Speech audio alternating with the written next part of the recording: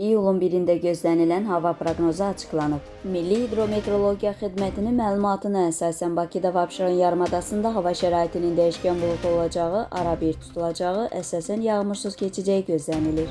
Lakin iyunun 30-dan iyulun 1-nə keçən gecə bəzi yerlərdə qısa müddətli az yağış yağacağı ehtimalı var. Mülayim şimal-qərb küləyi əsəcək.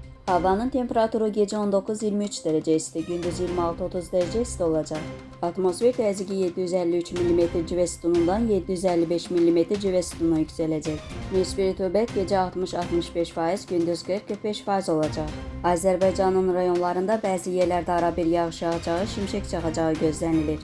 Ayrı-ayrı yerlərdə qısa müddətli leysan xarakterli olacağı, dolu düşəcəyi ehtimalı var. Gündüz əksər rayonlarda yağıntıda fasilə olacaq. Gecə və səhər bəzi yerlərdə duman olacaq. Mülayim qərb küləyi bəzi yerlərdə arabir güclənəcək. Havanın temperaturu gecə 18-21 dərəcə isti, gündüz 27-32 dərəcə isti. Dağlarda gecə 5-10 dərəcə isti, gündüz 15-20 dərəcə isti olacaq.